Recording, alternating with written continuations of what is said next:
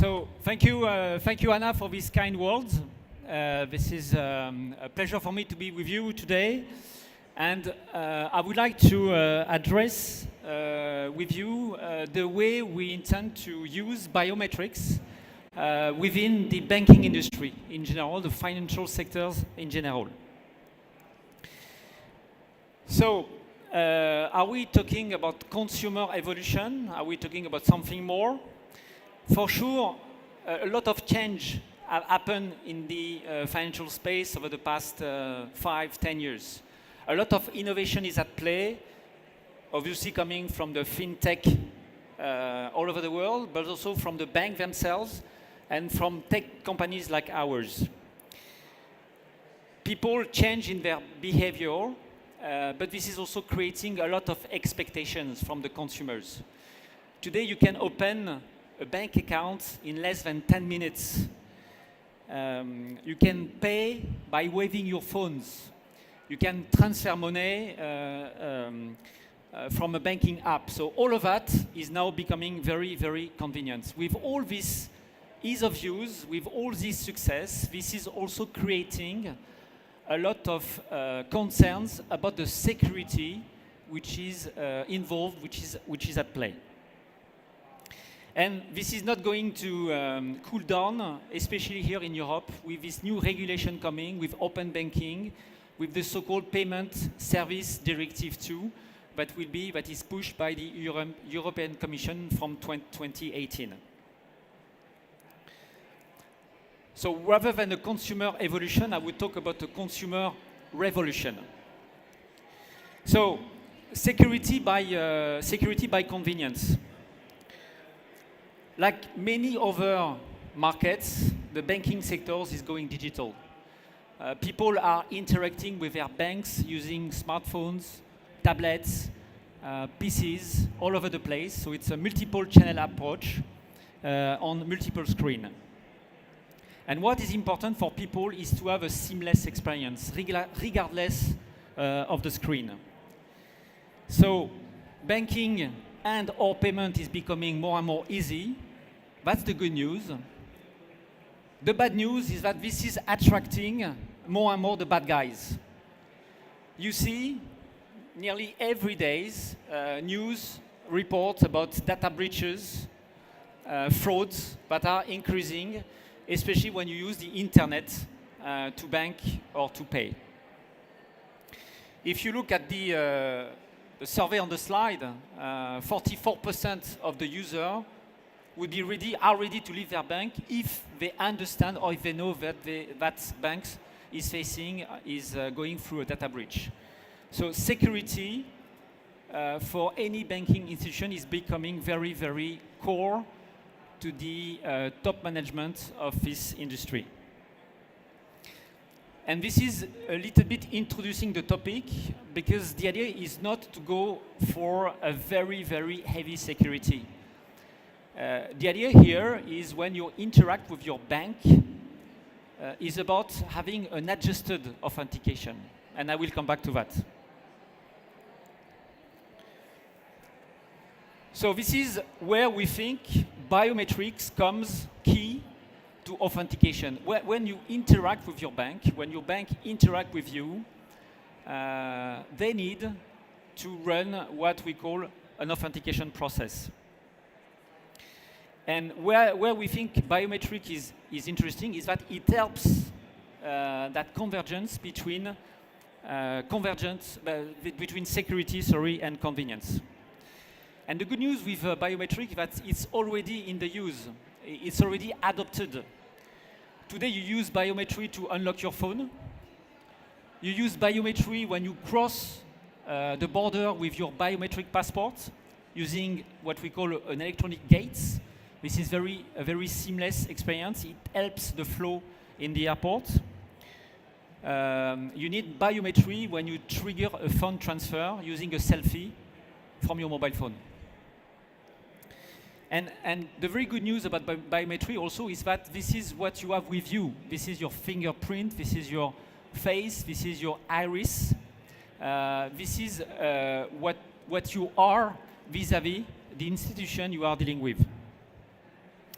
And Gemalto as a company, by the way, is involved a lot in implementing biometry in the public sector with governments, because today this is a very, very powerful technology to interact and manage citizens.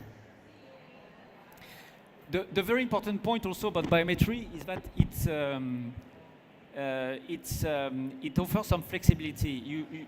Today, the most, I would say, successful or the most adopted technology is fingerprint reading, but other technology are coming. You can do palm vein, you can do voice recognition, and you can really adapt the level of biometry you need depending on the use cases you are addressing. So, what is important for me, I would say, is to talk about a notion of framework. Seamless experience between a bank and its consumers, it's about different elements at work. Thus, such a framework. We obviously talk about biometrics. We talk about authentication. Everybody knows in the room the one-time password approach. And you have also in the back end of the bank what we call fraud detection systems. That's a combination of all of that which makes the framework for more user friendliness, but also more security for the banking sectors. So let me give you an example. I'm here in Lisbon, and I want to transfer funds to my son who lives in Paris because he wants to buy an airline ticket for tomorrow. The first thing I do is I need to open my mobile banking app on my smartphone, and I start to be authenticated. In my specific case, I use a selfie. So I'm taking a picture of myself to prove I am the one to be entitled. The thing is that I am in Lisbon, and what the banks will start to do is to do a sort of risks analysis. Am I using the same phone as usual? Do I use the same SIM cards that I used to use like 2 days ago? Is there any change in my behavior, the way I'm typing, for example, my different orders on the app, and so on and so forth? So this is what we call risks management. Our company, for example, launched a few months ago an assurance hub, which is compiling a list of signals which are offered to the bank, therefore enabling the bank to do the right risk level analysis, so that you can trigger the right authentication mechanism. And maybe since I'm in Lisbon, since I'm doing a fund transfer, my bank will ask me to run a second authentication, just to be sure, right? And this, I could do it by tapping a one-time password or any kind of other additional measure. So, just to show you this kind of seamless approach, which is, I think, very, very, very important, this combination between security and convenience, let's take contactless. Contactless is a technology which is today very, very powerful. This is one step further towards what we call the cashless society. And today, in the UK, in Spain, in Poland, in France, in Canada, you can use contactless payments with a physical card or with a mobile phone. Apple Pay is based on contactless, Samsung Pay is based on contactless. And a survey which was made public by Visa very recently is telling us that 7 out of 10 respondents want to use biometric tech to be authenticated. 7 out of 10. And the next element also is that today, in this list of respondents, 53% prefer fingerprints. Then, and this is, let's say, an evolution that we are putting on the market as an industry, you have this technology, which is to use a contactless banking card with a fingerprint reader. The point is about, let's say, not compromising the security. So you still have the banking card with the security contained into the chip, but you remove the PIN.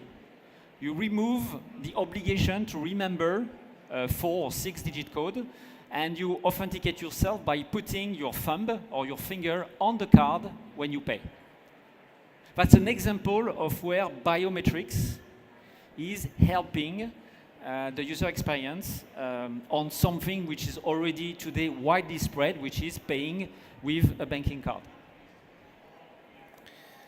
So today, biometry is also very widely used by governments, I mean, all over the place. This is used to, unfortunately, do a better approach when you want to solve a crime. This is used also to prevent fraud when you are voting or when you want to access the benefit that your government wants to give you. Biometric is used to do a better business, a better service at border control. I mentioned already the e-gates, the electronic gates. And this is obviously used to protect identities. So clearly, my view, our view at Gemalto, is that we think that we need now to work on the bridge between the public sector, the public government, the public services, and the private sector.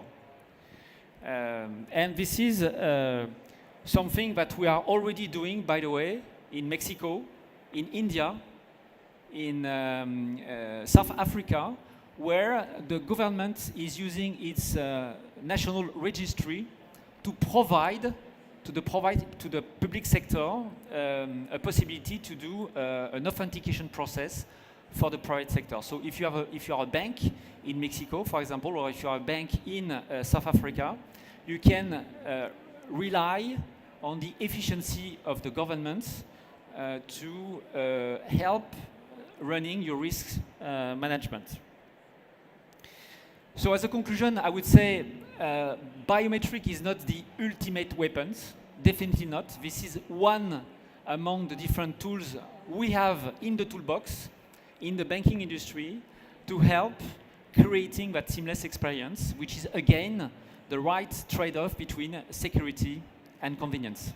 Thank you very much.